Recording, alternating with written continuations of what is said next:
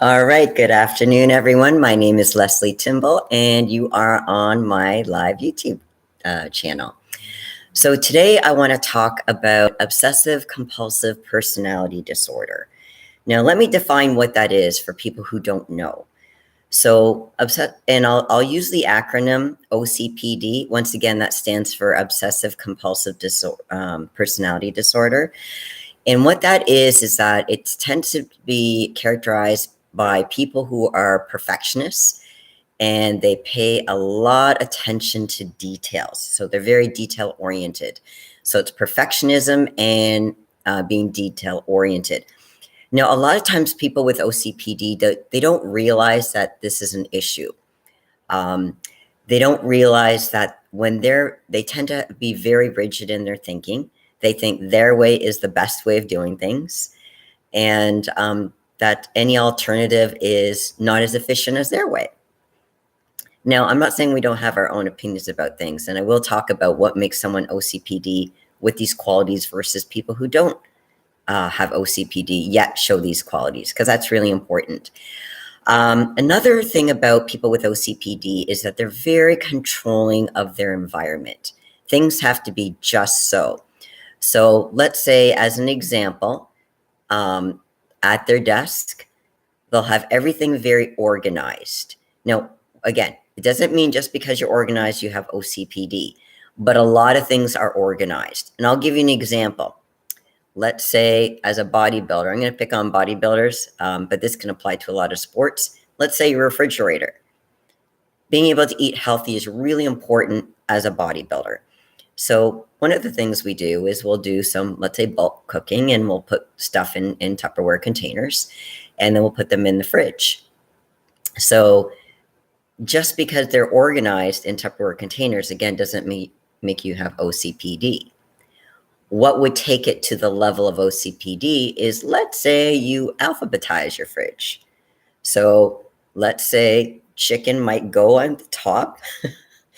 And then because eggs are a little bit lower, they'd be over to the side or on the next level of the fridge. So it might be alphabetized. That might be a bit more indicative of having OCPD.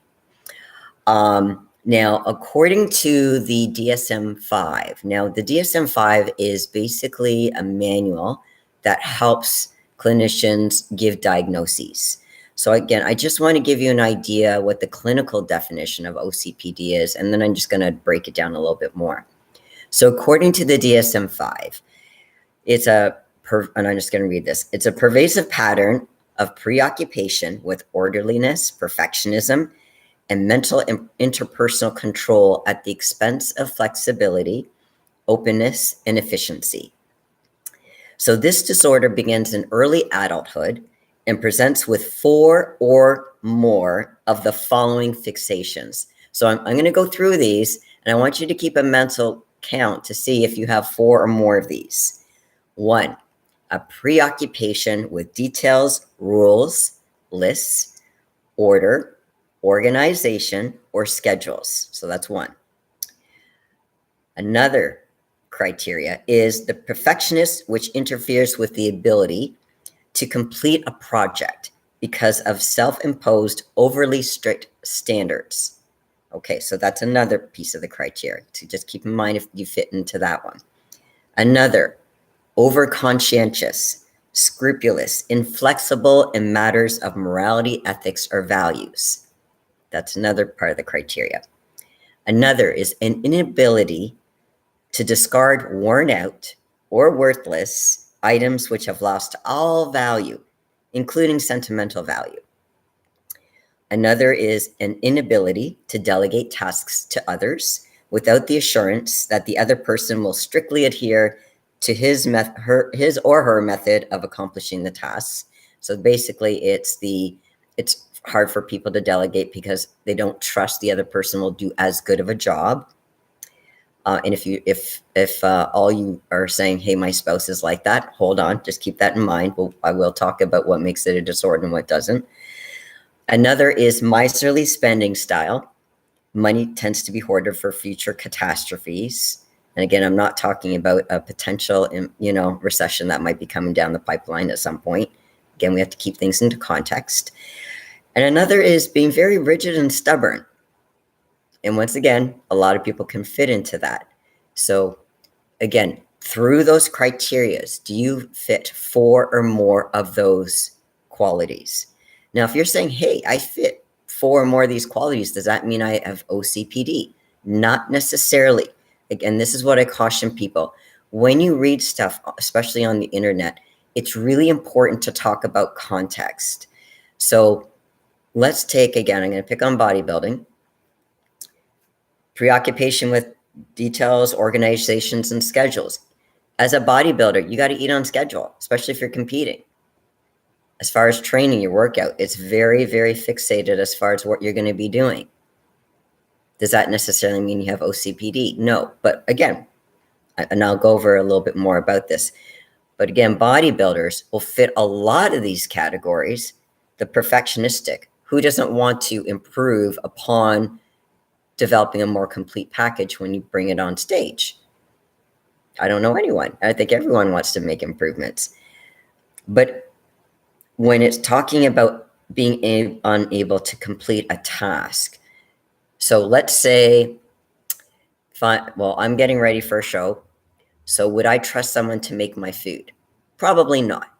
Like, unless I knew the person, because I want to know exactly what goes in the food and they don't put extra stuff in that they're not supposed to because they think I'm too skinny or whatever, which I'm not right now anyway. But, sometimes you get well-meaning family members and they think, they won't miss this. I'll just put a little barbecue sauce. Well, barbecue sauce has sugar in it. So that's not usually a good, if you want to do a rub with a bunch of spices and seasonings, that's different. But oftentimes it's nice to have, like for me, I would want to be able to monitor exactly what kind of food goes in my mouth, especially when I'm in prep. So far I could be as a bodybuilder, I'm fitting into this. Being able to discard worn out, I'm actually very good at that. I learned my lesson. I used to hold on to things at one point because I thought, hey, maybe one day I'll use it. And then I moved. First time I moved. That solved that problem right there. Because after I moved for the first time, I'm like, I'm never going through this again. So I discard a lot of stuff. So that's not an issue for me. Money tending to be hoarded for future catastrophes.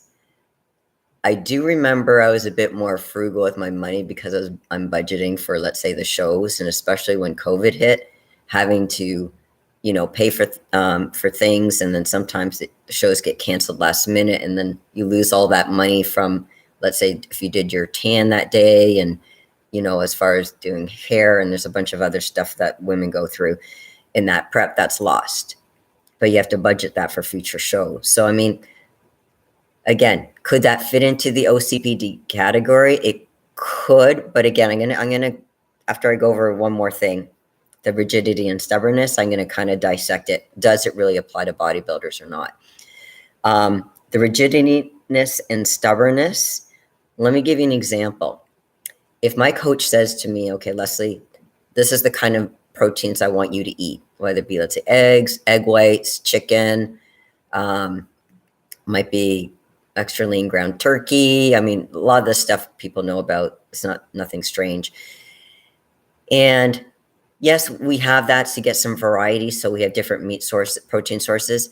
Does it have to be that? No. Could you do, like, let's say, lentils, probably quinoa, maybe. Again, depends. Especially when you're in prep, you have to be careful as far as the lean proteins that you do choose. But as far as the rigidiness, some people are like, nope, if this is what my coach gives me, I'm going to follow it to a T. Okay, if I'm like that, does that mean if I'm going to follow everything to a T, I'm rigid, I'm stubborn, I'm going to stick to the plan? Does that mean I have OCPD? Not necessarily. I'm putting this in a context, and let me tell you why. So once again, whether I'm just right now today, the focus of the topic is obsessive-compulsive disorder. But this can be with a lot of other kinds of conditions. The conditions, the criteria, if you follow them, it does not necessarily mean you have the disorder. Now, you might have a lower level, so we call them more tendencies than a disorder. So you might have obsessive-compulsive tendencies. That's with a lot of athletes in general. Now, remember, one of the big pieces to qualify as someone with obsessive compulsive personality disorder is the perfectionism. Many athletes struggle with perfectionism. Nothing is ever good enough. And it's not just athletes. A lot of artists are like that too. Their work is never good enough, whether it's painting, whether it's sculpturing, whatever that might be. And let's say artists from an entertainment standpoint. Let's say someone who's doing stand-up comedy. People can be really hard on themselves and they say, you know what, that set wasn't really good. And the audience might have loved it, but in their minds, it might be like, wasn't good enough. And then they'll be up all night ruminating, thinking about how could I've made that set better. Now, it's one thing to say, okay, look back and try to make improvements for the next show. There's nothing wrong with that. But it's the motive of, are you kicking yourself and really berating yourself with a lot of negative self-talk? Now, you may have heard the word self-talk. If not, then I'll just kind of outline it for people who may not be familiar. Negative self-talk are the messages we tell ourselves, and it ends up putting ourselves down. Like, I'm so stupid. How could I do that? I'm useless. I'll never amount to anything. I'll never be successful at what I'm doing. That's what I mean by negative self-talk. And we can all fall into it, especially if we're feeling very vulnerable. Let's say lack of sleep. We can have, let's say, low blood sugars. If we have other stresses in our lives, we can get into our own heads. So let me dial this back into the OCPD component, is that this perfectionism is that it's never good enough. Again, there's a difference between, hey, now I know what I need to do. Let's say if you didn't place as well in a show, as well as to improve. Okay, that gives me fuel. I have fuel to be able to do better. I know what I need to do, or I'll recruit people to help me to do what I need to do, whether it's to bring up a lagging body part, whether it's a mental focus kind of thing, whether it's an organizational thing, whatever it might be. It's about doing what you need to do to take your performance to the next level. And this can also be done with businesses as well. I'm just picking on sports right now. Now, the problem becomes after a show, and again, I'm just using bodybuilding, we personalize it. Oh, I'm a failure. Because I didn't place well, or I didn't win the overall like I was planning to, because I looked in the best shape of my life. You may very well be in the best shape of your life, but we all know that doesn't guarantee a win. Does it help? For sure. You want to work on improvement. It's the messages that you tell yourself. And you go down this spiral, I call it the rabbit hole, or this negative vortex that just sucks you down. And really, it's like you end up doing this reel in your mind of this negative self-talk over and over again. And we know it doesn't feel good. But in some way, on some level, we think it helps us. And you might be thinking, well, why would that help us? In a way, so let me put logic in a certain box. From a rational standpoint, that's not going to be helpful. However, the logic in being able to keep yourself down is that you're never going to let up on the gas pedal. The problem is that when you're under stress, you have cortisol levels, the stress hormones that build up and can actually impede your performance. It can impact your digestion. So ultimately, it can actually have a negative impact on you. So even though in one way you might be saying, well, this might make me better by challenging myself. But if you dwell on it and you continue the negative dialogue, that becomes the problem. Things about never feeling good enough. So there's a lot of low self-esteem, because where the perfectionism becomes a problem, especially with athletes, is when they cannot separate their identity from how they do in the sport. Let me repeat that. How you do in the sport, whether it's bodybuilding or a team sport, how you do and how you perform on game day, and who you are as a person. If you're not able to separate that, there's going to be issues, especially if you're perfectionistic. Then you're going to double down harder on the rigidity on what you need to do. It's going to impact your relationships. you're only going to be able to say, okay, I've tried those other ways. This is the only way I'm going to do, and I can't be open to anything else. And that's where you can fall into the OCPD. Now, you might be saying, Leslie, I'm still a little unclear. If I fall under these characteristics, how do I know if I have OCPD or not? Okay, contact me. Let's talk. I can help you determine whether you have OCPD tendencies or if you fit closer to the definition of the diagnosis. Now, I'm not really big on having, what the diagnosis is, so to speak. I am more focused on what are the behaviors, how is it affecting your life? If it's not working for you, let's dig down deep to find out where it started and can we replace it with healthier behaviors. Now, if there's anyone on this call, looks like there's two people, I want you to feel that, hey, Ancient, welcome coming in. I want you guys to announce yourselves. If you have any questions, again, the topic today is the OCPD. Please feel free to ask. And also, I want to know where you're from. I'm from Canada. We actually had some decent weather today, so let me know what the weather is where you guys are at. And like I said, if you have any questions regarding OCPD, that's obsessive compulsive personality disorder, I do want you to feel free to ask, okay? So I'm going to just check out and see if anyone's going to be typing anything, and I might just kind of chirp along, but I will check for messages or comments. Oh, is it crappy weather? New Hampshire, okay. Well, please tell me it's not snowing. Is it just raining?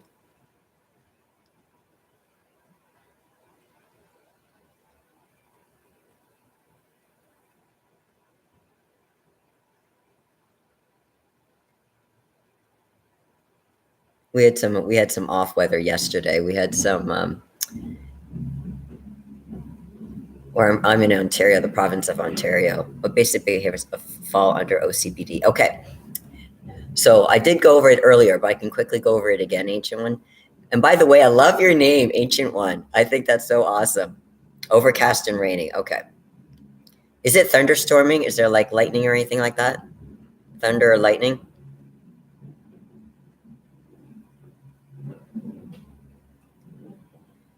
But to answer your question, Ancient One, the basic behavior for OCPD is perfectionism and really having a specific attention to details, causing relationships to suffer. Because if things are not done a certain way by the OCPD standards, then the relationship suffers because it's kind of their way or the highway. They're very can be very over controlling in their environment, as far as, let's say, the way things are positioned in the house, as an example. It can go into more extreme behaviors, and we can talk about that. Let's see, sometimes with the heat and cold mixing summer storm. Oh yeah, summer storm behavior. You don't get hurricanes, do you, in New Hampshire, Ancient One? I've never been to New Hampshire. Love to travel one day, though.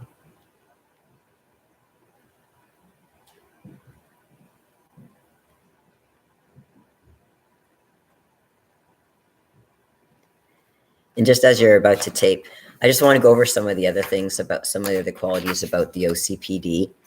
A lot of times with people with OCPD, they don't see that their way of doing things is a problem. They think that, again, that their way is the right way, so that if their partner, anyone, and it doesn't even have to be someone they're in a personal relationship, it can be professional relationships too, that the other people don't understand them, and if they don't agree with them, then they're clearly not enlightened. Now, the other thing is that people with OCPD don't believe that they need treatment. They think that they're being perfectly reasonable. Oh, I'm glad you don't get hurricanes. You're not too close to the mountains on the seacoast. Yes, but I'm like, okay. Great.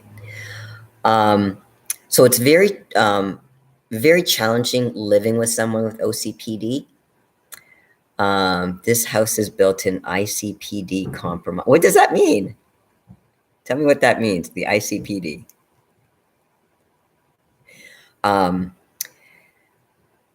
Because others, if they don't, again, if you're in a relationship with someone with OCPD, it's very difficult to get their support. In fact, if anything, OCPD, because they don't believe that they have an issue, they also feel that there's nothing wrong with them, and they unfortunately they lack empathy, so they can't even have an understanding of how the other person may be feeling or come to their conclusions. They feel that their way should be the way everyone does things.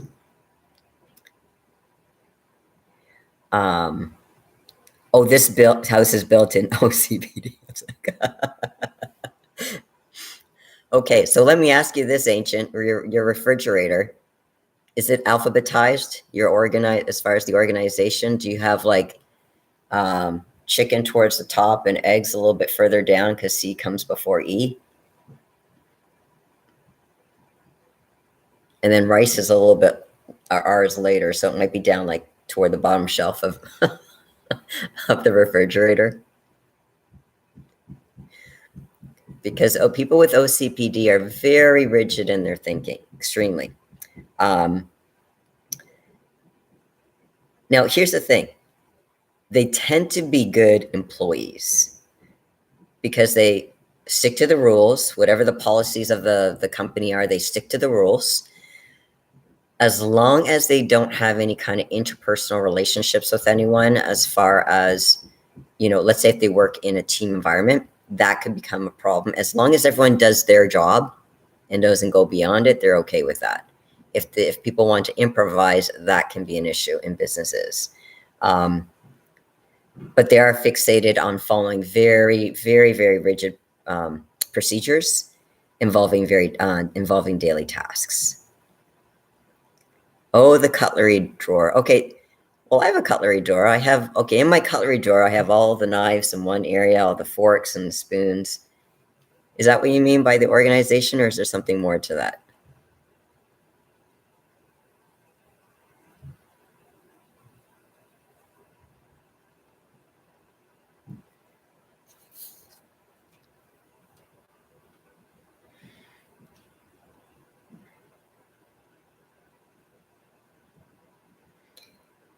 So while you're typing Ancient One, I'm going to talk about, okay, so how does one treat OCPD? And there's two main pieces. One is using what I do is cognitive behavioral therapy, CBT, and the other is mindfulness training. The thing with mindfulness training, if you're aware of what you're doing and that this is not a behavior that should be continued, now you've got a choice. If you're aware, you have a choice to actually change it. If you just do things out of habit, then you don't even think about it. Let me give you an example. Out of habit, on the cooler days, let's say you wear a jacket. Normally, we put in one arm first and then the other arm. It doesn't matter. Let's say you put your left arm first and then you put your right arm next.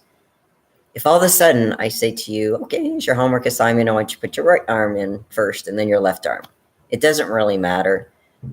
But OCPD people, now again, we have habits, but they will never try that exercise because they're like, I have always put my left arm first. That's all the way I will always do it. Okay. All right, works for you. But again, it's that rigidity where you cannot change anything. Because again, remember, with OCPD, they're always right. Now, I have husbands who say that they have wives that are like this. Or employees that they say, my boss is like this. That's it. No, that's okay. The wife and I each have our own way to do it. Okay. Yeah, I think that's good, and that's the thing about relationships. Each one is to saying,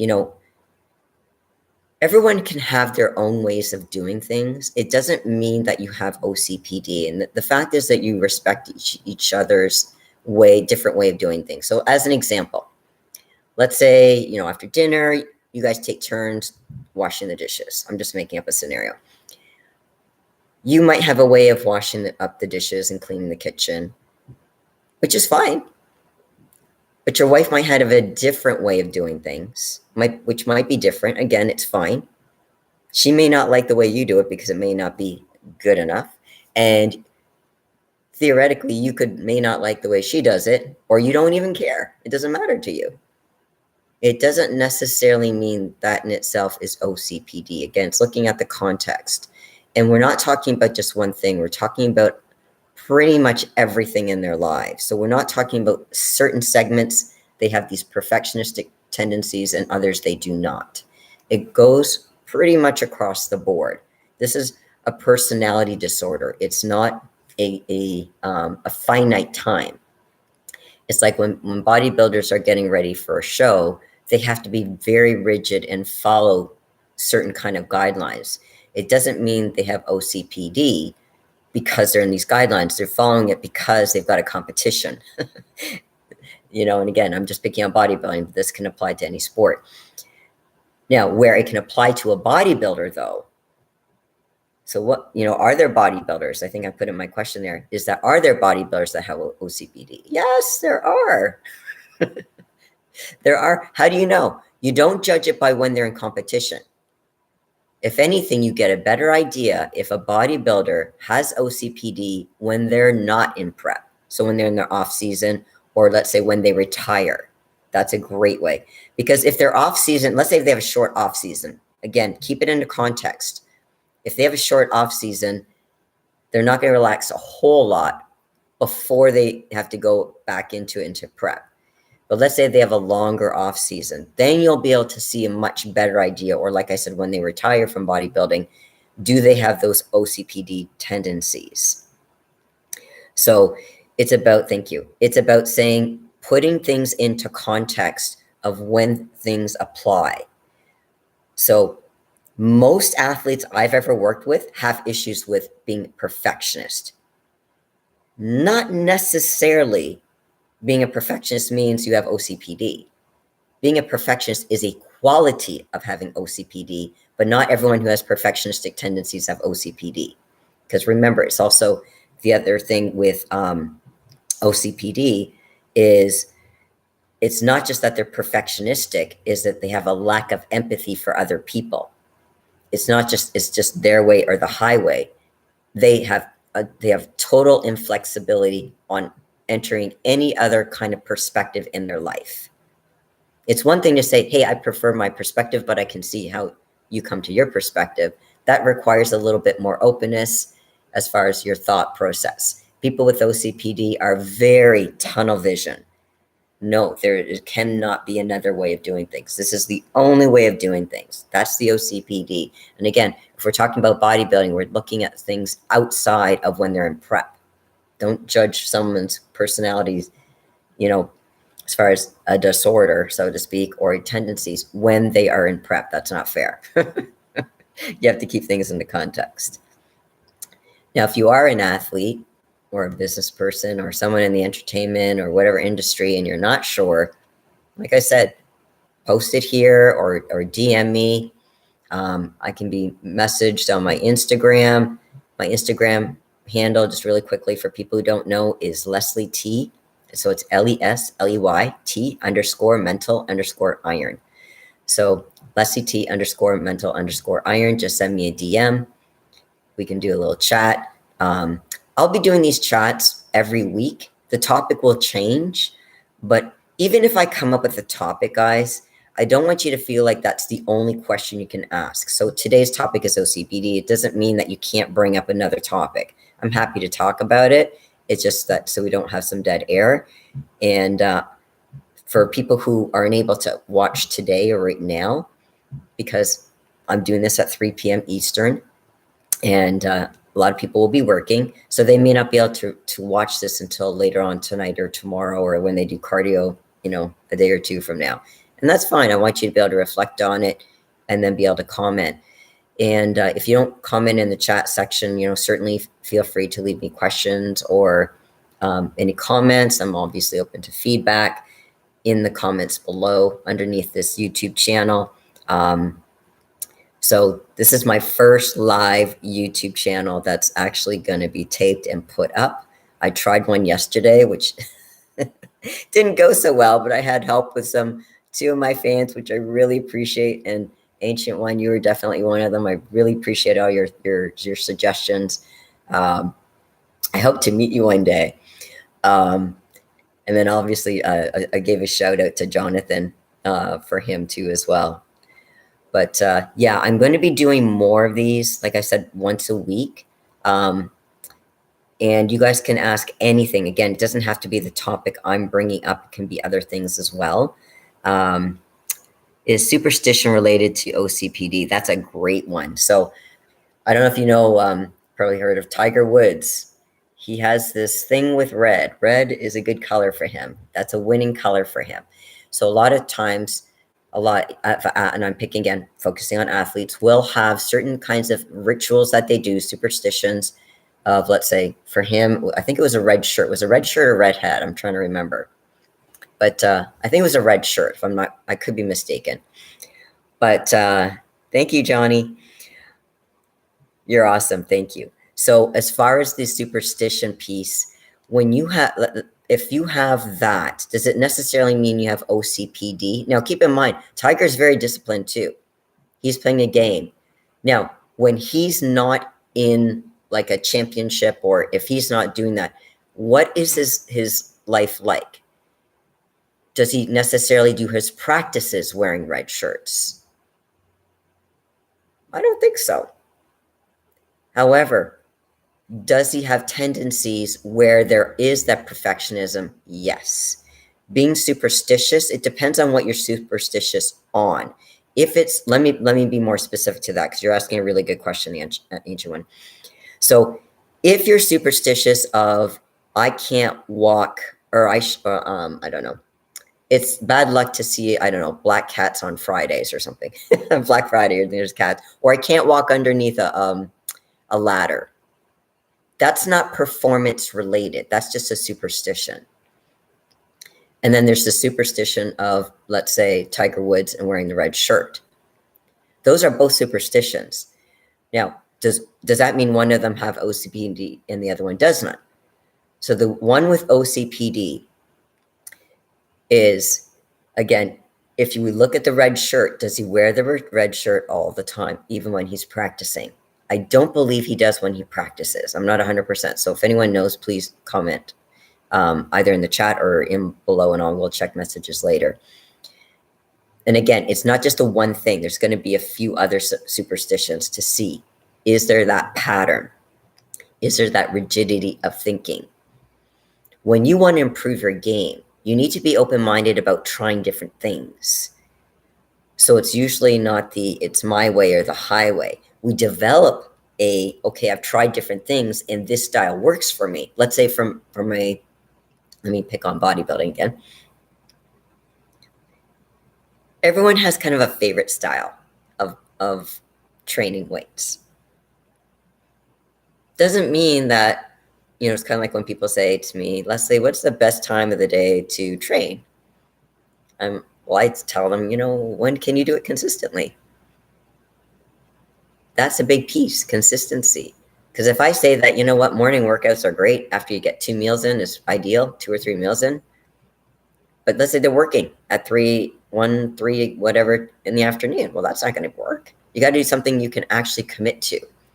Let me go back to the ladder example. Does that mean you have OCPD? Because it's very rigid. You can't go walking underneath this ladder because it's bad luck. Keep in mind where this came from, by the way, because if the ladder came down, you're underneath it, that's not usually a good sign. But even if it doesn't, that's a bit of a rigidity in thinking. Again, is it just that one isolated example, or do they have other superstitions they do? If they have other superstitions, that could be more indicative of the OCPD. Because what they're doing, we're talking about, is a rigidity in thinking that things have to be done a certain way. Now, it's also, do they have perfectionistic tendencies? Does this mean they have to keep a certain number of steps away from the ladder?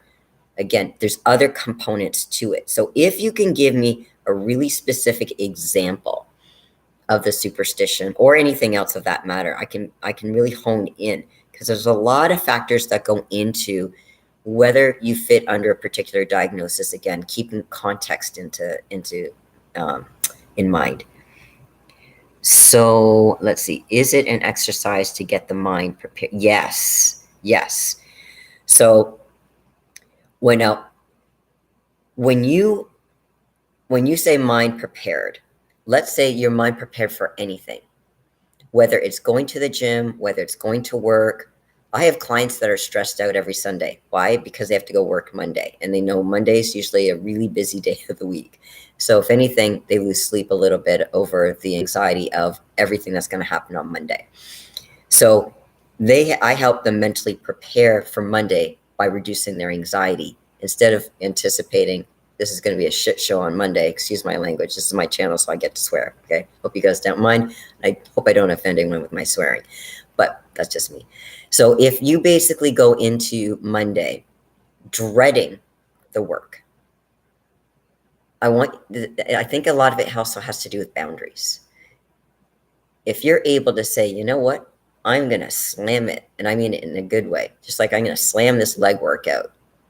It might hurt. You might have a lot of pain. You might not be able to walk straight. I call it the penguin walk. That's actually kind of good. As long as they're not injured, that's a good thing. It's good to push yourself, but have boundaries. If you're going to work and you're dreading going to work because you're going to be basically slaughtered, like you're going to have pile upon pile of things on you, it's about negotiating expectations. Now, I get it. Not every employer is going to be reasonable when it comes to setting expectations, or you might get turfed. Guys, have a backup. I need you to consider a backup if it doesn't work out at work. Now, I'm not saying leave work, but you're a human being and you're allowed to have breaks. You're allowed to have boundaries. Now, once in a while, should you help out the team and work a little bit longer? Let's say it's, whether it's a quarter end, a year end, whatever it might be. If it's tax season, if you're an accountant, yeah, you're going to put in extra hours. As long as it's in short intervals, I'm all for taking it for the team. But if it's regular, you're going to burn yourself out. So a lot of times people dread going into work because it's unrealistic. It's let's see what I get done. I'm going to get as much done as I can. And whatever's left over, that's for Tuesday, and likely for Wednesday and Thursday and Friday, maybe the following week. It's managing expectations. And that takes training up here, because we've been programmed to saying, you got to get it done because everyone else is doing it. Well, everyone else is going on short-term disability. They're getting sick because of this work stress. Companies won't do anything unless there's some type of impact on the bottom line. So if people are all of a sudden all going on short term, that's not a good sign for the company. Now, some companies don't care and they'll just replace you with someone who's cheaper. You don't want to be with that company anyway. But again, I want you to have alternatives and exercising your mind to allow yourself to look at other things, versus in the good old days when we're like, you know what, when I graduate, I'm going to get a good job and I'm going to stay there. I'm going to be loyal. I'm going to work hard. I'm going to work upward through the company, promotions, opportunities, and I'm going to be there the rest of my life. I don't know what the percentage would be, but I'm assuming it's pretty low. A lot of people have multiple jobs and even more than one career before they retire. So as far as the mind preparedness, it does take time. Think of the mind like a muscle. I'll tell you right now, one of the hardest parts that I had to work on was my patience. Now, I'm patient with other people. It's with myself sometimes I'm not so patient with. So that required a lot of mindfulness, so that I had to be aware of what I was doing when I said certain things to myself, and rewiring my brain to say something else, to saying, hey, I'm not there yet. And this is what I'm going to do to get there. And I strategize a plan, and I've gotten there. So it's about progression. We want things yesterday, or at least I did, and we can't have that. So it's being realistic about expectations and exercising that mind to be able to bring it up to speed instead of forcing the old narrative that's not working. We have to create a new narrative that will work given more realistic expectations. Now, if you have any more specific questions regarding building the mindset, let me know what you're struggling with so I can really tailor my answer to you. Because I'm talking in generalities because I want to be able to address that question with a lot of people. But again, I want to tailor it to what works best for you. So if you can be more specific, whether in the comments or again, if people are watching this later, I will be checking for messages and comments or replies to this video later tonight and in the days coming. So I will reply to everybody. How do you stop obsessing that you are losing muscle weight and constantly checking in the mirror? Yes. Okay. Johnny, I did this thing with Dave Palumbo, and I will talk about this. This is something called muscle dysmorphia, okay, or bigorexia. I did something. I did on iron therapy with Dave Palumbo. That's actually, if you check on my YouTube channels, and I did a bigorexia thing on mental iron, but I'll address that here because I think it's a really good question. A lot of bodybuilders now. Johnny, I assume you're a bodybuilder.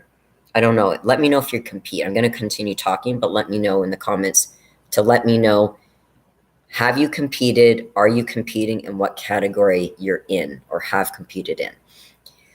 So as far as the obsessing, this is where the tendencies for, this is an OCPD. This is a little bit more on the OCD side. Now, I'm not saying you have obsessive compulsive disorder, but what makes it different is that with the OCPD, there's the perfectionistic and the details piece. With the OCD, we have the two main characteristics are the obsessions, which are the recurring thoughts, and then there's the compulsions, which are the ritualistic behaviors. So let's say, in this case, the bigorexia is that I don't want to lose muscle. The fixation on I don't want to lose muscle. When you're able to, okay, so you don't want to lose muscle. Constantly checking the mirror. Checking in the mirror, what it does is that even if you gained muscle, here's the thing. This is how our brain can work against us, Johnny. Even if you're gaining muscle, we won't see it. Ask a competitor, not bodybuilder, but I'm trained to get in shape. Awesome. Yeah, you don't have to be a bodybuilder, either. I was just curious. But when you're trying to get in shape, it takes a long time, unless you're like some people are blessed that when they pick up a weight, they can they can build muscle really quickly. That's not the majority. I'm not saying it doesn't happen. I'm saying that's not the majority of people. Most of us have to work really hard to put on any quality lean muscle mass. And then once we put it on, how do we keep it on? And then how do we build on it even further? A lot of it is consistency and with your training and with your eating. Now, I was saying earlier that people have their favorite training styles. Sometimes if we're in a rut, I might suggest you change it up a little bit. I would clean up the diet first. I'm not sure what your diet's like. Clean the diet up first, and then maybe change the training. But the fixation on the muscle is learning how to not check the mirror, because even if you look in the mirror and your muscle's bigger, you won't see it because it won't be big enough. Even though it could physically be bigger, let's say you did a progress picture and you took it 2 weeks ago. Let's say you took a picture. I don't know what your weak body part is. Mine is legs. So let's say it's legs. I'm not saying that's yours. I'm just using that as an example. Let's say you took a picture of your legs 2 weeks ago and then you took a picture today. Even if your legs did look a little bigger, you'll either not recognize they're bigger because you're going to see that they look the same, even though they're not. Other people might notice that they're bigger, but not you. Or you're going to be like, yeah, they grew a little bit, but not much. We downplay it. So it's never good enough. It's never good enough. So it's about, how do I rewire my brain when I think this way? I'm Johnny. How do I do that? And it's to say, progression is a process. By looking at your legs, you want to get results. Of course you want to get results. This is partly why you're in the gym. But I want you to also look at your why. You're doing it for health reasons. Is there any other reason why you're doing this? I want you to dig deep. What got you into starting to train weights in the first place? Now, some people have, let's say if they did it when they were younger, they had a friend or maybe an older sibling took them to the gym, or they saw something and they have, I don't know, they idolized, if they went to a bodybuilding show and say, hey, look at Jay Cutler or whoever, to say, I want to look like him or whatever. What got you into training in the first place? Let's go to the beginning. And I don't know if you don't feel comfortable sharing, that's okay. I'm just kind of putting some stuff out there.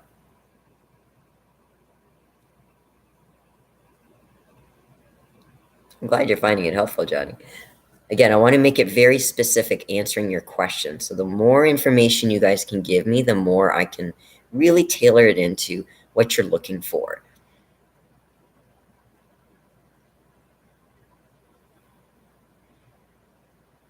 So remember, I'm asking about the why you started getting into fitness and bodybuilding and lifting weights.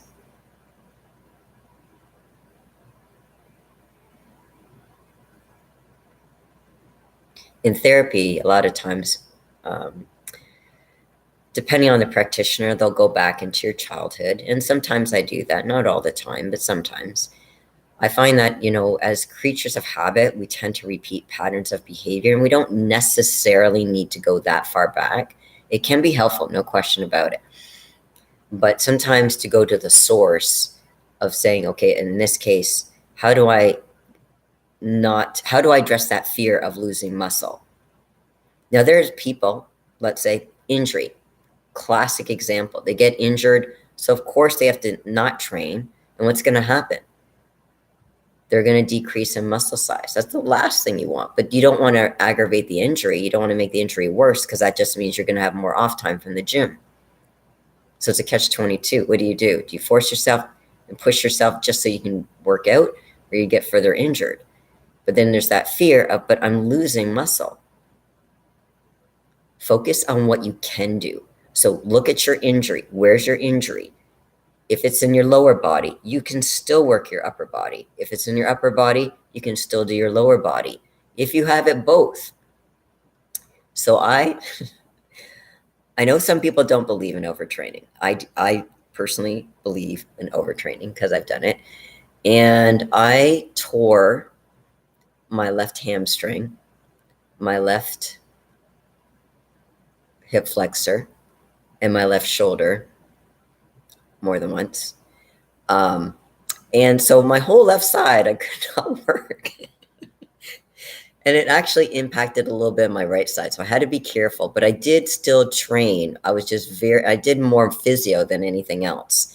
And the nice thing about doing physio is that it kind of helped me focus on my mind-muscle connection a little bit better than I was before, because I really had to focus on the contraction and slowing things down.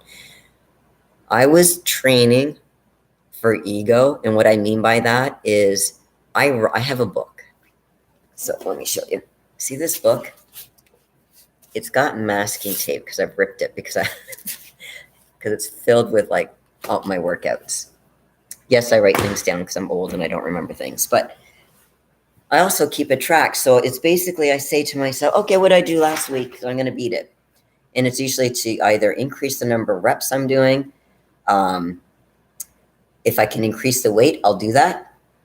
And sometimes I won't get if it's, let's say, an 8 to 12 rep range, and let's say I increase the weight and I only got 6, I'll take a moment and I'll push out 2 more. So I will do that. But ego training is you go out and you don't listen to your body.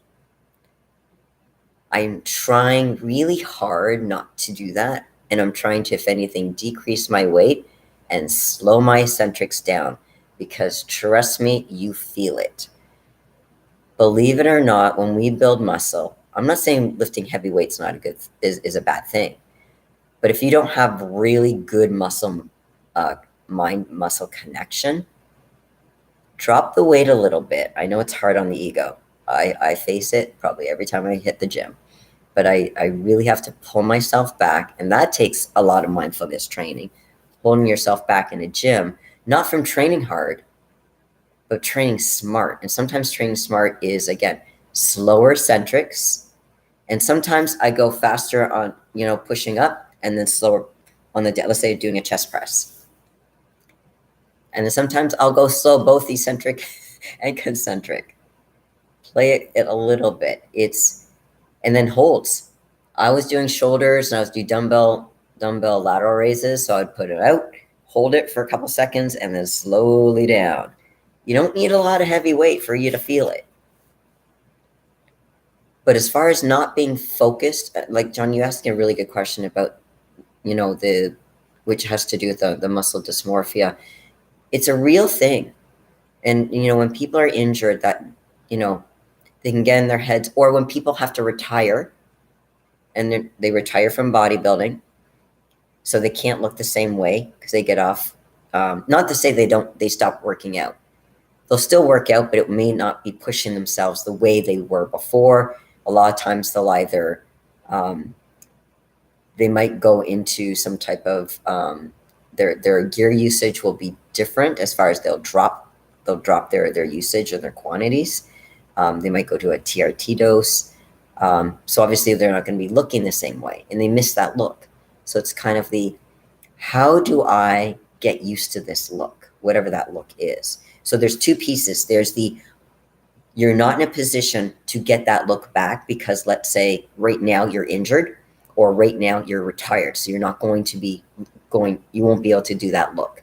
And then there's the other spectrum of I am training, I'm not hurt, but I still don't see results, and I'm still not happy with the results I have. Now, not being happy with your body, we all can say, there's always something that we don't like about our bodies. Something is too small. Something's not round enough. Something's not, like for me, like delts. I would love rounded delts, but that's not going to happen right now. Working on it, but it takes time. But the thing is it's learning also patience. We're not patient with ourselves. The other thing is, what does that give you? When you have the bigger muscle, so Johnny, this isn't just for you. This is for a lot of people who are going through this type of experience. But when you don't have the look that you want, whether it's the bigger muscles or it's the V taper or whatever that look is that you're looking for, when you don't have that look, what does that mean? What are the messages that are going through your mind when you say that to yourselves? My guess is that you personalize it. I'm a loser. I can't believe I'm, it's that negative self-talk I was talking about at the beginning of this when I begin this taping. A lot of negative messaging. Why are we doing this negative messaging? Because we are combining how we look and who we are as a person. We got to separate it. How we look and who am I as a person. I'm a good person. I have a good heart. I'm a good athlete. Am I where I want to be as an athlete? Not yet. Notice the words yet, not yet.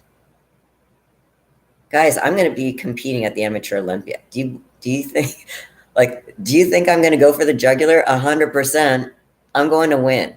Now, if I don't win, am I going to be disappointed? Sure. Is it going to destroy me? No. Will I be a little sad? Yeah, a little sad. But I'll get over it, especially when I get to eat that evening.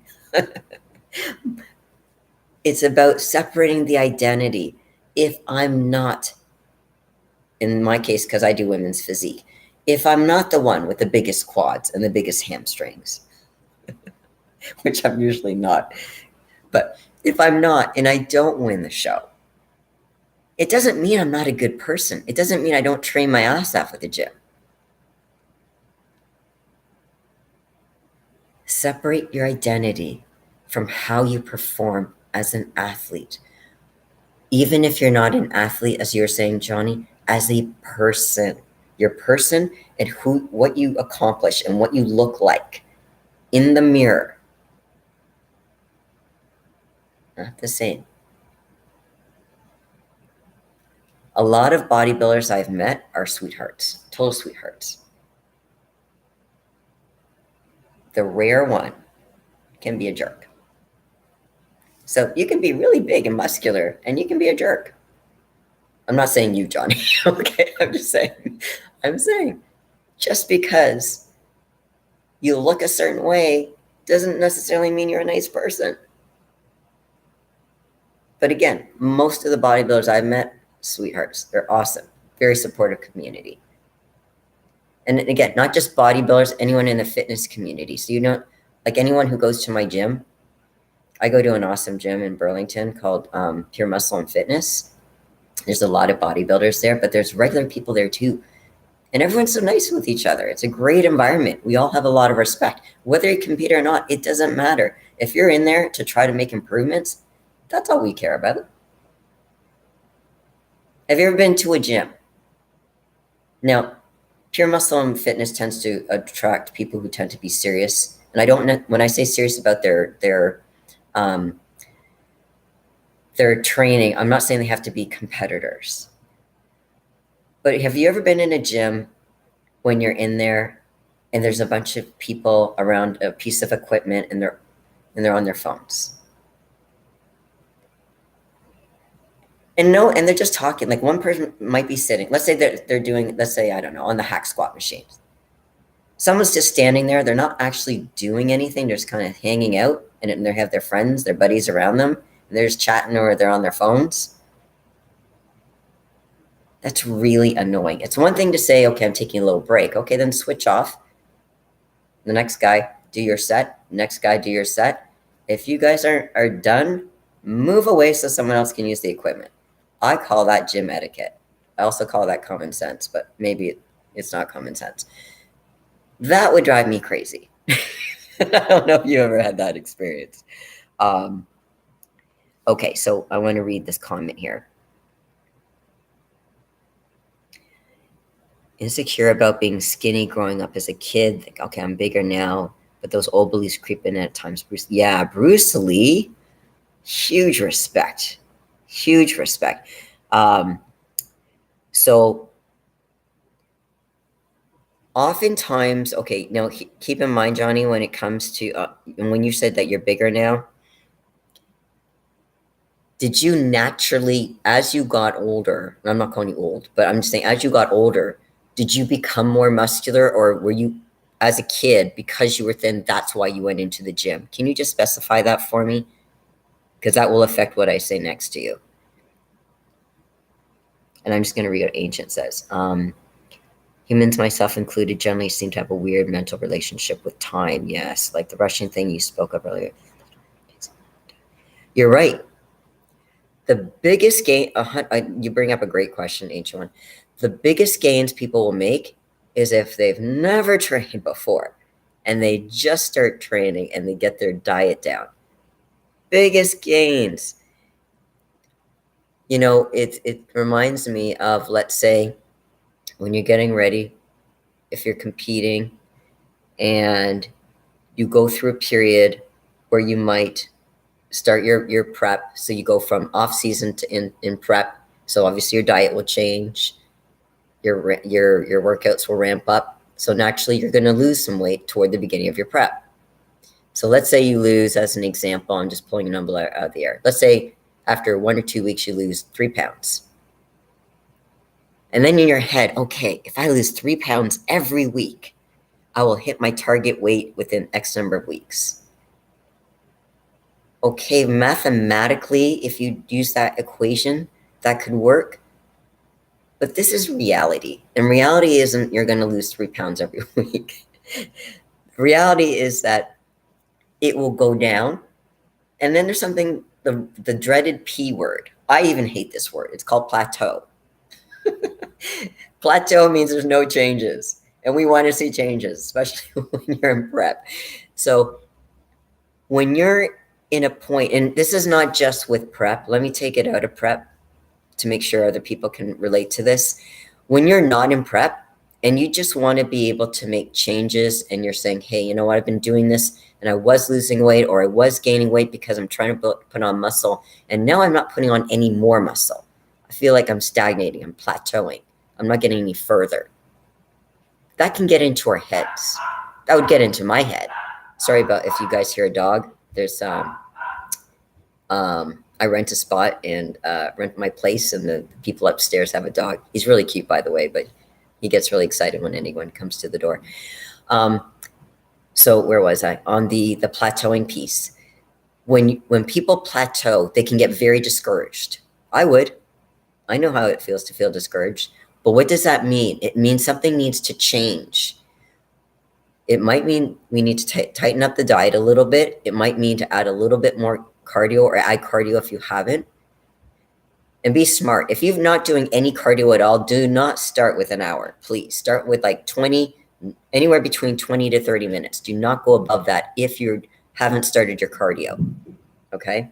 20 to 30 minutes is fine to start your cardio if you have not already. That's one example. Building muscle. How much time are you taking in between sets before you do the next set? If you don't know, I want you to start timing it. I want you to try, depending on the weight you're doing and how you're training, you might need 2 minutes in between. You might want to take it down to 1:45 or 1.5 minutes. So every 90 seconds, get in your next set in. And it will be a little bit more between exercises, because let's say if you have to walk across the room, that's fine to get to your next exercise. I'm just talking about sets with the same machine, or the same barbell, the same dumbbells, whatever you're using at the time, the same exercise. You might want to change things up a little bit in your training, and that's how you can get beyond your plateau to be able to build some more muscle. But as far as even if you're doing that, and let's say you're creeping to maybe doing, now this might be an exaggeration, but let's say you're only doing 0.5 pound of lean muscle mass every week. That's still not bad, because we're talking about quality lean muscle mass, not sloppy. I can gain. I don't know. When I used to go crazy on my cheat meals, my poor trainer, my poor coaches, they didn't know how much. I'm only 5 feet tall, guys. So my coaches had this idea, every coach I've ever worked with, that I wouldn't be able to put down a lot of food. They all learned. I can put down a lot of food. So I can easily put down, after eating a big cheat, and I mean a big cheat, and probably more, it's a combination, more than one cheat. In one night, I'm weighing myself, what's the most I've done? 7-8 pounds in one night? Yeah, probably. Now, mind you, that a lot of that's water. But we can put on weight. That's not what I'm talking about quality muscle. But if we're caught in the, I have a certain look, and I've been training for, let's say, 10 years, and it's hard for me to improve that look, unfortunately, age plays a factor, but it doesn't mean you can't do something. You can still change your training just a little bit. You can change your rest periods, make them a little bit shorter. Now, you might have to decrease the weight. You can change your eccentrics. I love the style of changing your eccentrics slower. Instead of doing, let's say, a 1 second or 1.5 second eccentric, change it to 2, sometimes 3. That means you have to slow the weight down and pause. If you're doing a chest press, as an example, you pause, push it up, and then go 1 Mississauga, 2 Mississauga, 3 Mississauga. I say Mississauga because that's a city in Canada, or you go Mississippi, or if you're in the States. But it's not 1, 2, 3. 1 Mississippi, 2 Mississippi, 3 Mississippi, okay? Or 1 Mississauga, 2 Mississauga, 3 Mississauga, as you bring that down, and then push up. You do rest pauses, Trust me, you will grow. You will grow. But change your style of training and you will see results. Not overnight, guys. Nothing's overnight. If something is overnight, chances are there could be some gear involved. There could be some, there could be some. Now, granted, some people grow. Again, I want to put this caveat. There are people who gain weight, or sorry, like gain muscle mass very easily. That's not the people I'm talking about. I'm talking to people who have a hard time putting on muscle mass and keeping it on. Okay. Let's see. I want to make sure I answer these questions.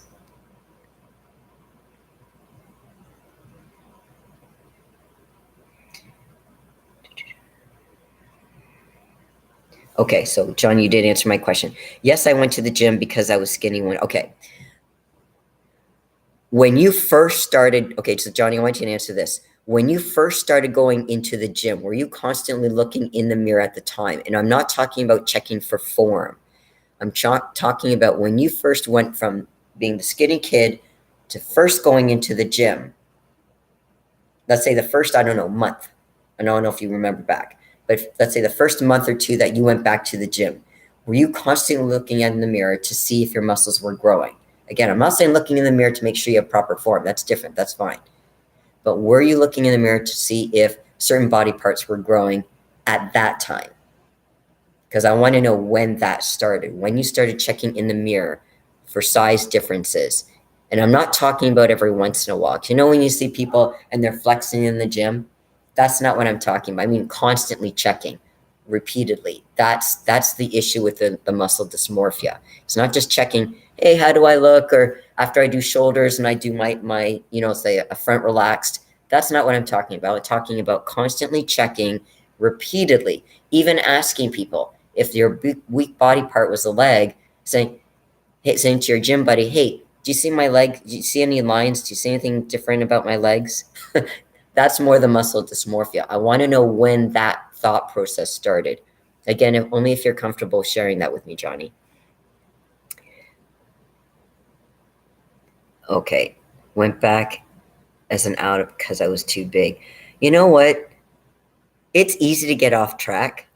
Hey, pain like pain. I love that. Welcome. Okay, so what I've been talking, so people are just joining me now. We've been talking about obsessive compulsive disorder, but I'm also answering any questions people have about anything else. It doesn't have to be just about OCPD. So yes, I was. Okay, so you were checking out. Yeah, nice to have you join us. So you were checking in, you were checking with people and repeatedly checking the legs. Okay. That tells me so you've been doing this for a while, this checking behavior. So that's become a pattern of thinking. Keep in mind, when you were a skinny kid, you weren't doing that. You only started that when you were getting into a gym. So you've actually developed a correlation. So correlation means you've combined the concept of going to the gym and getting validation. Now, I'm not saying it's bad to have validation, but I want you to be able to self-validate without having to look into a mirror. Again, just saying, you know what? You don't have to say that you're Jay Cutler, okay, or Ronnie Coleman. But what I'm saying is to saying, hey, I'm a work in progress. I'm working on this. So maybe I'm not as big as I'd like to be, or certain body parts aren't as big as I'd like them to be, but I am working on it and being okay with that. There's something in your mind that's not allowing you to be able to move on from that. And again, that's part of separating your identity from how you look. There are people who can look, I call it false confidence. So what do I mean by false confidence? They put on what I call bravado. So what they mean is that they don't feel inside really strongly about themselves. They don't have a really strong self-esteem, but you wouldn't know it from the outside because they can come across as almost cocky, almost arrogant. But inside, again, they're putting on this facade, this mask, if you will, to other people so they don't see inside that they really feel like shit about themselves. And that's a defense mechanism. And that has to do with a lot of insecurity, because some of us have body issues. We don't like our bodies. Is to say, okay, but what are you doing about it? Are you sitting on the couch, eating bonbons, watching Oprah? Now, I'm not saying there's anything wrong with watching Oprah, but I'm just saying, are you doing anything about it? And yes, Johnny, you are. You're in the gym. You're working on it. Now, if you want to take it up another level, think about hiring a coach or a trainer. And this does not mean you have to compete. No, not at all. In fact, there's some people that should not compete. I've seen a lot of, this is not just guys. I've seen girls should have no business competing, and they're competing. Why? Because they have eating disorders, and some people, what happens is that they have these, conditions. They go into bodybuilding, and again, I'm picking on bodybuilding, it could be any kind of sport, so they can feel better about themselves, but they put their identity in their performance, and that's the problem. If you can deal with it before you enter bodybuilding, if you choose to do that, that's different. Because if anything, there's a lot of, and I'm going to pick on the bikini girls, and it's not just bikini girls that have body image issues, but a lot of these people, they don't get better. In fact, the bodybuilding can make them worse. Now, I'm not saying it can't help increase your self-esteem, but look at the motive. What's the motive for competing? Is it to address the eating disorder? Is it to learn how to feel better about yourself and to kind of tax yourself and push yourself in the gym, push yourself mentally, and show your best package and be grateful? Because we're not very grateful people. Can be grateful to say, for this experience, as miserable as prep can be, especially 3 weeks out from a show onwards, at the end of the day, you feel great because you did it. You made it on stage. You were that 1% that made it on stage. But look at the why. Why are you competing? Now, for people like you, Johnny, that are in this for fitness, why are you doing this fitness? Is it to prove those guys that were teasing you when you were a skinny kid that you're a skinny kid? Well, you're not a skinny kid anymore. You're not.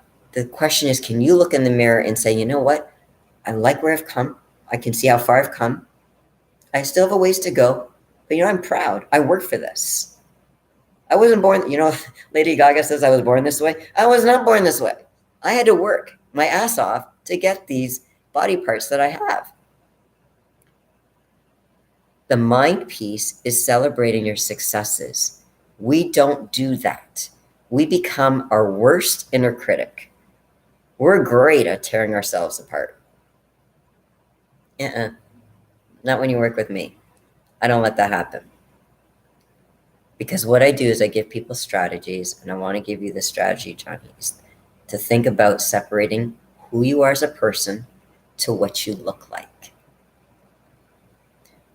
I don't drink, but apparently there's this, I don't know if it's beer or if it's wine, but it's actually called skinny bitch.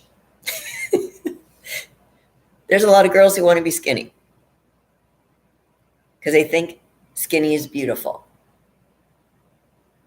I'm not saying it's not beautiful. It can be beautiful. It depends on your perception of what beauty is. I prefer more muscle, but I mean, everyone to each his own. But because you're skinny, if that's your, and it's not for you, I'm saying for women, they're skinny. If they think that's beautiful, doesn't mean they're going to be a nice person. No, I know a lot of skinny people who are wonderful people. So again, I'm not trying to blanket everyone into one kind of category. Just like what I was telling you before. I met a lot of wonderful bodybuilders. I don't care if they're 200, 300 pounds. Teddy bears, lovely people. But you do get an asshole every once in a while. Okay. People and their looks need to be separated. Because how you look is not a reflection of who you are as a person, and we need to redefine your identity. If your identity, and again, I'm not saying you can't feel good or be proud of putting on more muscle. I think that's great. But if that's your entire identity, it can be a part, but if that's your entire identity, we need to rework and redefine what a healthy identity would be. And that can be partly partly building your muscle and what you want to look like, your fitness level, but it's got to include personality. It's got to include other components in your life. I don't know if you've ever thought about leaving a legacy. One day, and hopefully not for a very long time, one day we're all going to die. What do you want people to say about you when you leave? What kind of impact? You know, when people do speeches, talk about nice things about knowing this person that's passed on. Do you want them to reflect on you as the person who constantly looked at themselves in the mirror? Now, from an outward, now keep in mind, people can be very judgmental, so you have to take things with a grain of salt sometimes. When people are looking at you from the outside, you might be saying, oh, you're being very critical when you look at your, let's say, your legs. I'm picking on legs. That may not be your body part, but if you're criticizing your legs, in your mind, you're like, oh, they're not big enough, or I can't see the lines, or, you know, I don't have that quad sweep, or my adductors are not, you know, big enough, or you know, whatever it might be. From the outside person might be thinking, they're so full of themselves, they can't stop looking in the mirror. When that's the total opposite. It's because you're tearing yourself down. So I challenge you to do this. I call it bridging. And I'm not talking about drugs, okay? I'm not talking about gear.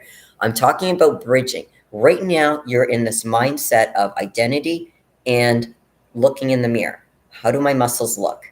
Am I big enough? Well, first of all, I don't know anyone except for, I don't even know if Nick Walker thinks he's big enough, and I think he is, but I mean, who knows? We all are in our heads about it's not big enough, the muscles, or at least part of our frame doesn't have enough muscle mass on it. Again, I'm not saying we can't make improvements on it, but we get into our heads. We need to have a divide. There needs to be a line between our identity and how we look. So if we're not able to separate that right away, this is where the bridge comes in. Because you're in the practice of looking in the mirror, you're doing this anyway. Let's use this to your advantage instead of to your disadvantage. So what do I mean by that? So Johnny, this is your homework assignment, should you choose to accept it.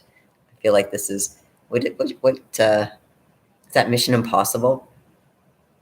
Hey, you know what? Mission Impossible has MI in it, Mission Impossible, and I'm Mental Iron. Huh. Should I be in a Tom Cruise movie? What do you think? Should I jump out of a plane or something? I might even consider doing that for you guys. But anyway, I'd have to be paid enough. But okay, sorry. This is how my brain works. I'm very creative. What I want you to do, Johnny, is I want you to be able to get into a headspace where if you are going to be looking in the mirror anyway, catch yourself. This is where mindfulness comes in. Catch yourself. I'm looking in the mirror, and I need you to force and train yourself to find some good things about it. You're going to be thinking negative things. I get it. You don't have that concept of the glass half empty, half full. When we're in a negative headspace, we look at the glass half empty. Well, it is half empty. It's also half full. So let's be real. I want you to be real with yourself. So if you're like, you know what? I don't have a quad sweep. Okay. You don't have a quad sweep. But guess what? Your legs look a lot better than they did 5 years ago.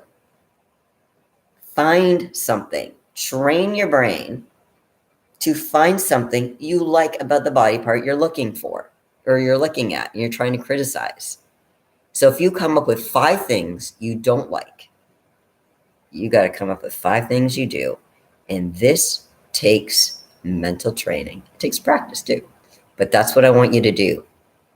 That's the bridge, okay, to help you get to the point of eventually differentiating between your identity and what you look like, okay? This is the first step. We can talk about other steps later, but I want you to focus on this step first.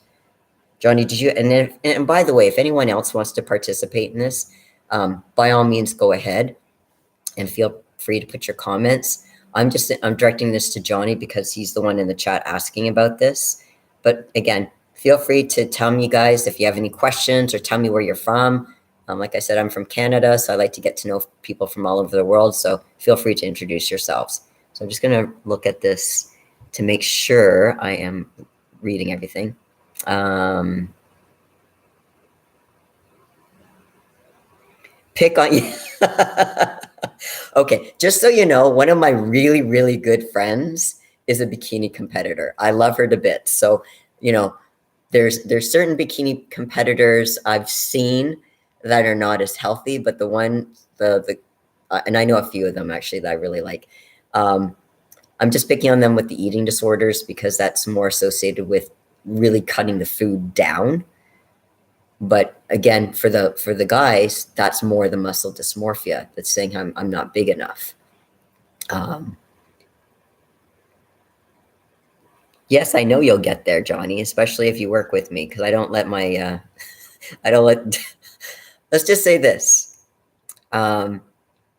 keep coming back to these episodes, and like I said, I'll be doing live streams every week. It won't necessarily be the same day of the week at the same time because it really depends on my other clients. So it's kind of like I find a hole and but I will. What I'll do is I'll post it.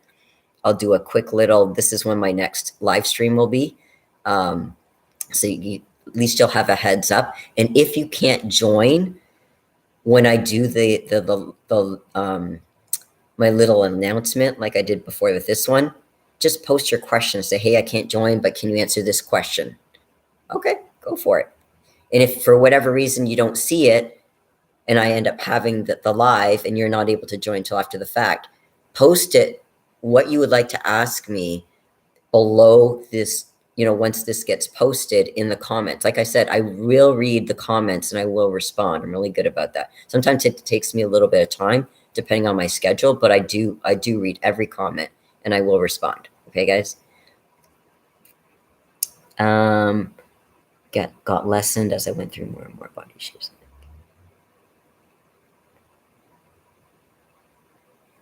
Yes. Yeah, that's true, Ancient. Yeah.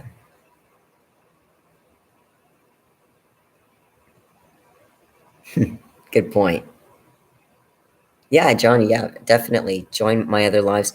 And sometimes Dave and I do lives as well. So I don't know. For anyone who doesn't know, I'm on RX Muscles with Dave Palumbo. We do a show every week called Iron Therapy. Now we can't always go live. It depends on if Dave had.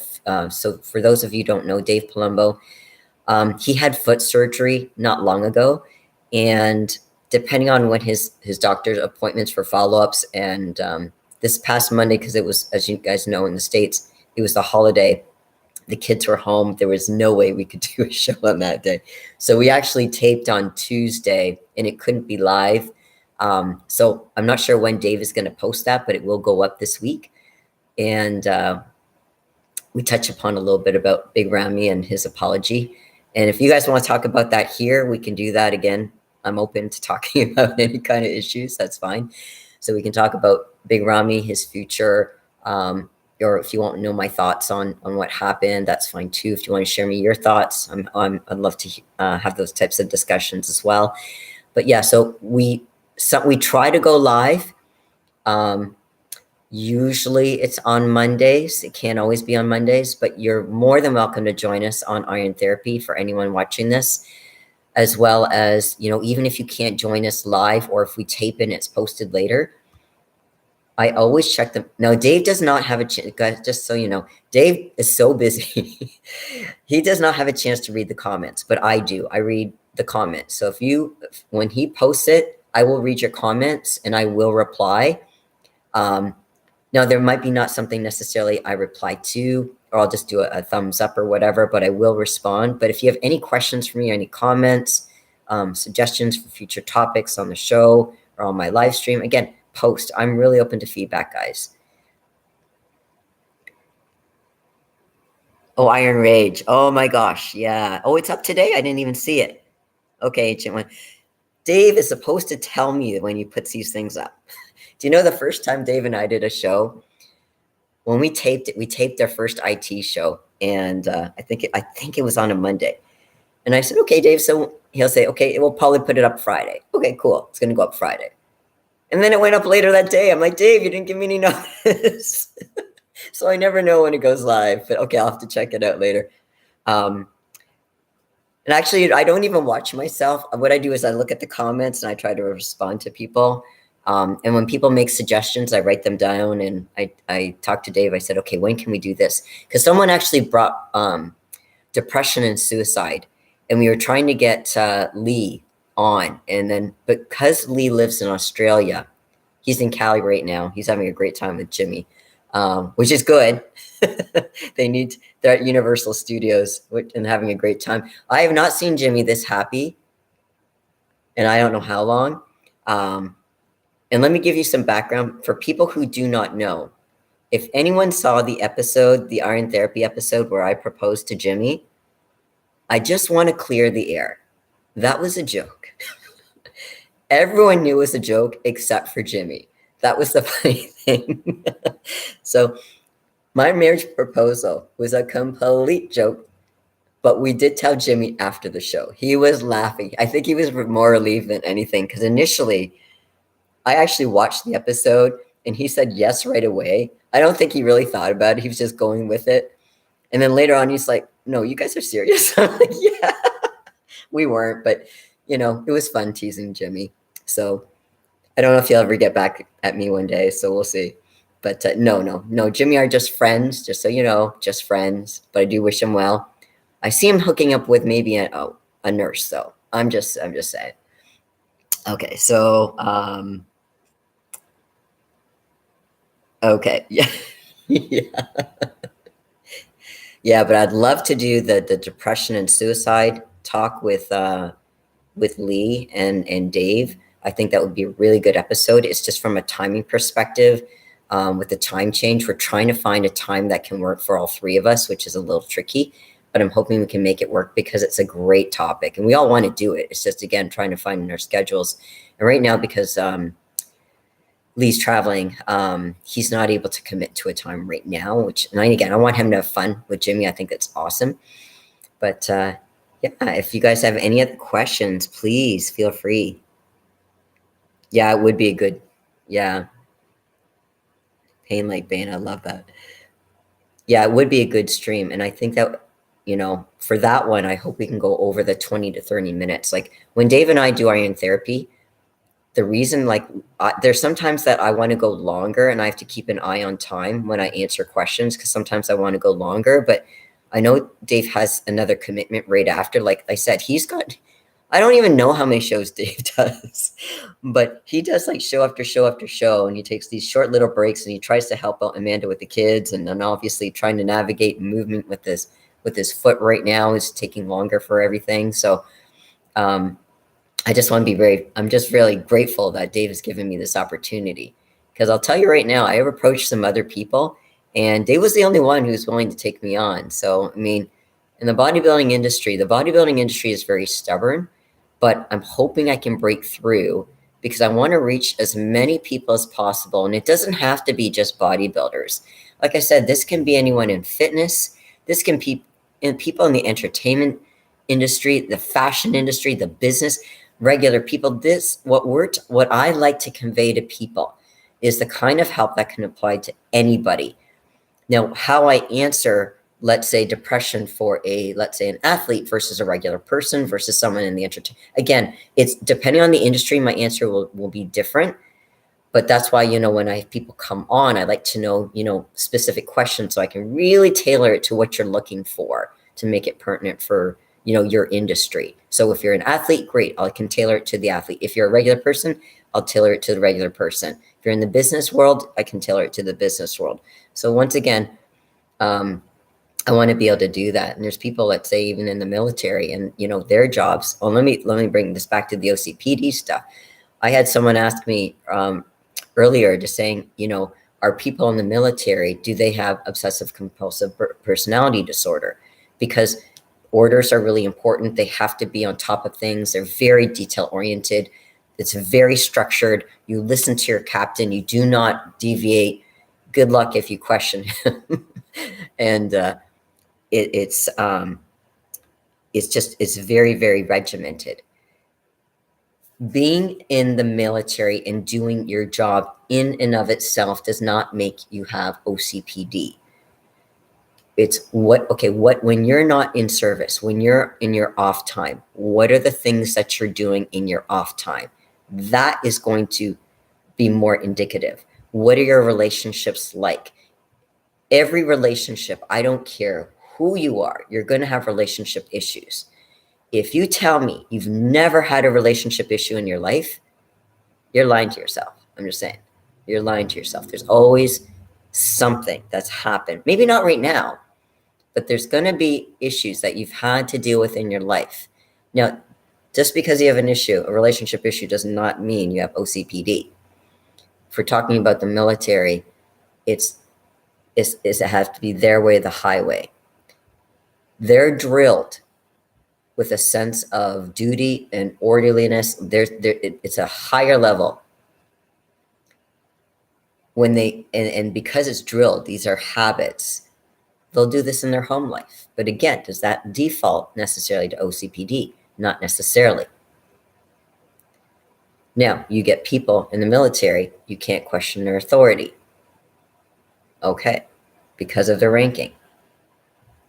When they're at home, that if they carry that through and they're not open to other possibilities, and it's their way or the highway, they have very rigidity and they lack empathy, that will be more inclined to be towards the OCPD tendencies.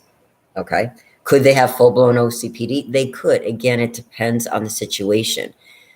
What I really want to hammer down, and again, I'm open to talking about anything, but just to bring it back to OCPD for a second, what I really want to hammer down is be careful when you read material, especially on the internet. You have to read it with context involved. Like I said, a lot of this, when I went over that criteria, so anyone who joined a little later, if you watch the beginning, I go over the criteria of if you fit 4 or more of these characteristics, according to the DSM-5, which is this classification manual they use in psychology, you fit into this diagnosis. But you keep it in context, because most people, and let me just do a quick review right now of what that is, just for people who joined us a little later. I'm going to go over these, and you tell me if you, anyone who's watching, if you're willing to say if you fit this 4 or more of these criteria. Just say yes, or you can say no. So I'm just going to go down them really quickly. 1, preoccupation with details, rules, lists, order, organization, or schedules. That's 1. Perfectionism, which interferes with the ability to complete a project because of self-imposed overly strict standards. That's another 1. Overconscientious, scrupulous, inflexible in matters of morality, ethics, or values. Another 1. An inability to discard worn out or worthless items which have lost all value, including sentimental value. Another is an inability to delegate tasks to others without the assurance that the other person will strictly adhere to his or her method of accomplishing those tasks. Another is a miserly spending style. Money tends to be hoarded for future catastrophes. The last one is rigid and stubborn.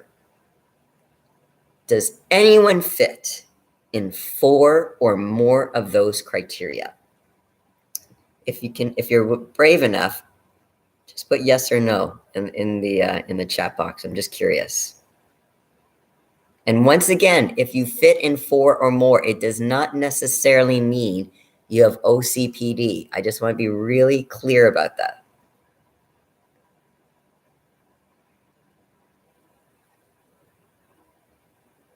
No one's brave today, huh? Say yes or no if you fit in that criteria.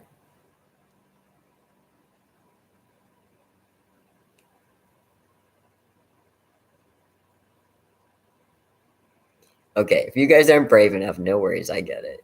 This is a public chat, so I understand.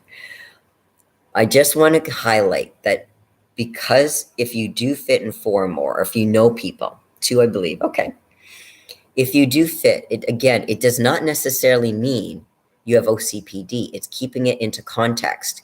Most competitive bodybuilders will fit in 4 or more of these categories. If you're competing Preoccupation with lists, schedules, details. Yeah, you have to be. You got to be on top of your food game. You have to be eating every 2.5 to 3 hours. You need to be training every day. You got to get your cardio in. There's a rigid schedule. Again, that does not mean you have OCPD. I'm just giving you an example. If you're in prep, that's one. Another is being, let's say, rigid and stubborn. Do you know any bodybuilders who are rigid and stubborn? Yeah, I admit it. Okay, I can be rigid and stubborn, not about everything, but certain things, yes. I like to be stubborn as far as getting my meals in, for sure, especially when I'm in prep. That can be, again, applicable to bodybuilders. Another is, now, miserly spending, okay. When I hear bodybuilders that say, I can't afford a posing coach. Now, granted, I used to be one of those. When I first started, I'm like, I'm lucky I can pay for, the fees for the coaching, because I had a trainer, the food, because food adds, mind you, food was cheaper back then compared to now. Food now is just ridiculous. I could actually do a little mental iron rant on pricing right now. I won't. But, as far as the miserly spending or saving of money for competition purposes, that could be the miserly spending. It's the, I can't afford a posing coach. I really encourage people, if you're going to compete, budget the money and get a posing coach, because you can follow, if you're working with a trainer, a coach, a prep coach, you can follow your diet to the nines. You can follow the workout, the training program, right down to the wire. If you don't know how to display your physique, if you don't know how to hide your flaws as best as possible, if you don't know how to do smooth transitions, you're not going to win your show, or you're not going to place as well as you could have. So I do recommend you do try to budget a posing coach. And if you get to the upper levels, especially, and it's not just the upper levels, but I understand, it is expensive to compete. I understand that very well. If you're in the upper echelon, or if you have the money, get someone like myself as a mental game coach to help you, because every competitor, or most competitors, actually every competitor I've met, I'm not saying every competitor in the world, every competitor I've met gets into their heads. And especially peak week. Peak week is the 7 days leading up to the show. Things happen. People talk, and they can get dissuaded by what other competitors are doing. Maybe they should be doing this. Why am I not getting rice cakes? They get rice cakes. Why do they get a chocolate bar to carb up, so to speak? And I don't get the Snickers bar, and they do. You know what? Listen to your coach. If he says no Snickers bar, there's probably a reason. And if he says a Snickers bar, he probably has a reason, assuming you have a good coach. Okay? You need to have a bit of trust in your process. But again, that miserly spending style can apply to bodybuilders, because they don't often employ mental game coaches, even though they budget for everything else. The inability to delegate tasks because they think that the other person won't do a good enough job. Let me give you an example. Food prep. And I said this earlier in the video, so anyone who joined later, I do not feel comfortable allowing someone else to do my food prep unless they're a competitor themselves, or they're my coach. My coach has never prepped me meals. That would be really cool. But unless it's a really trusted source, like I would never. Now, I don't live with my mother, but if I lived with my mother, she would sneak stuff in there. She would say, oh, Les, you're getting too thin, and let me put some barbecue sauce on your chicken. No, mother, there's sugar in there. So that could be, again, considered a quality that fits under the obsessive-compulsive personality disorder.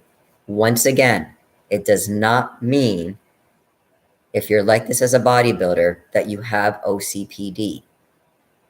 You're having those tendencies because you're competing, and that's what you need. You need to be on top of your food. You need to be eating clean. Don't add the extra shit to your food.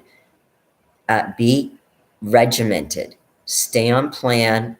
If you fall off plan, for whatever reason, get back on plan. I would love to do a segment. In fact, if I can remember, I'm going to do this later. I want to talk about coaches. Either do you stay with your coach? Do you switch your coach? And here's the other thing.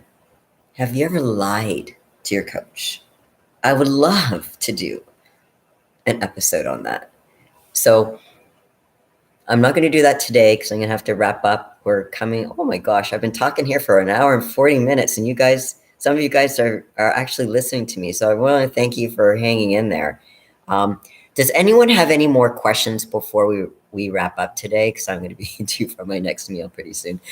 Does anyone have more questions though? Because I want to make sure, whether it's OCPD or anything we talked about so far, and if it's a new topic, post it and I'll make a note of it to talk about it at the next live. So let me just kind of read. Oh yeah, Lee would be great at doing that input on the depression for sure. Yeah, that's why we wanted to have him on. Again, I still hope we can have Lee on to do the depression and suicide one. Yeah.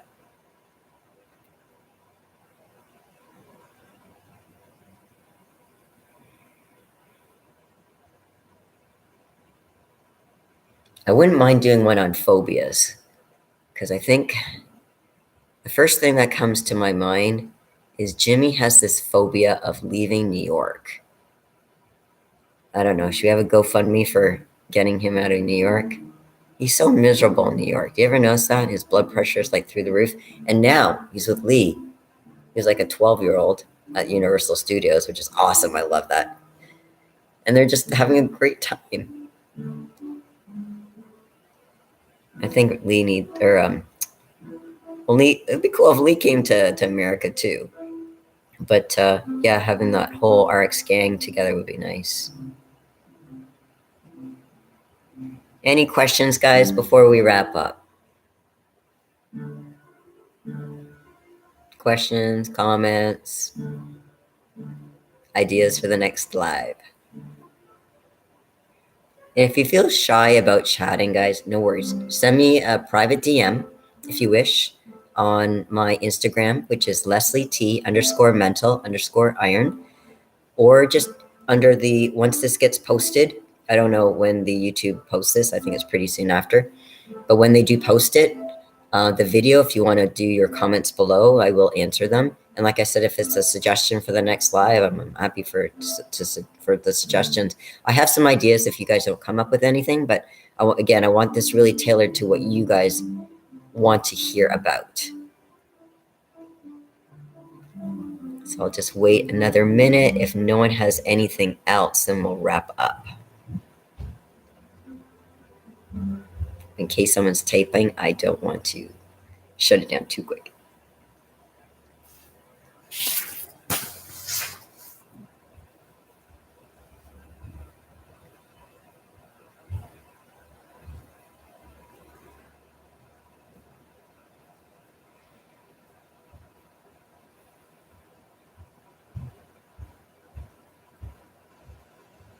So I'm going to grab my next meal and then I'll check out for comments. Pain Like Bane, you said that the next iron therapy is out, so I'll have to watch for comments and people's replies or suggestions. I'm pretty good about staying on top of that stuff.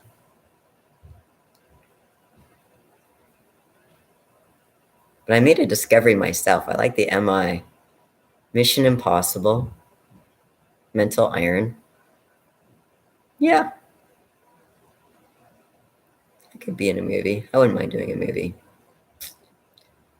Could I be a female version of Tom Cruise? What do you think? or James Bond. I don't know. What kind of character? I don't know why I'm thinking about movies. I haven't seen a movie in so long. I haven't even seen the new Spider-Man movie. I want to see the new Spider-Man movie. On Netflix, Obi-Wan. I don't know if there's any Star Wars fans out there, but Obi-Wan, I saw the first 2 episodes. I'm just a big Star Wars fanatic, so I love Star Wars. So I'll be watching that. It'd be cool to be in a movie, though. It would be. Okay, guys. Well, thank you very much for staying in with me. I really appreciate it. Like I said, I will do a post, or I will do a if you're to be notified, just do the subscribe button, and you have to ring the bell. What I didn't realize is that people were saying I subscribed, but I wasn't notified. Apparently, it's not just subscribing. You actually have to ring that bell to be notified of all have all notifications. I didn't realize that. You have to be notified of ring that bell to be notified of every posting that goes up. So if you get notified, if you subscribe and notify to all the announcements I do, I will notify when my next one will be next week. I won't be able to do it until sometime next week, but I'll try to do it as early as possible to notify you, so at least you can plan. And once again, if you can't join me for that live whenever it is, like I said, just either DM me or make a comment as far as what question you'd like me to answer on the live, or what you want me to answer on the next Iron Therapy episode too. That's fine too. Big Lenny. Yeah, Big Lenny could use help. I'm not sure if he's going to be in the mental headspace though, Raul, to be able to get the help he needs. Because in order to get help, you have to be receptive to certain things. And I'm not sure if he's mentally able to be there right now. I'm not saying ever, but right now. Now, Colum, I don't know where he's at now. My understanding is that, you know, he's conscious, which is good. I don't know. He has bigorexia. Yeah, he might. Yeah. Colum, I don't know the most up-to-date stuff with Colum, but my at least what I know of it is that he is conscious. Now, as far as serving time, that I don't know. If anyone knows, feel free to post. But I'm hoping he has a team.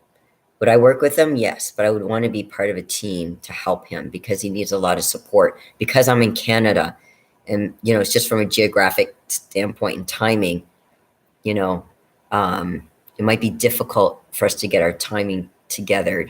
Time difference sucks sometimes, but would I want to be part of it, of a team of professionals to help Colum? Sure I would.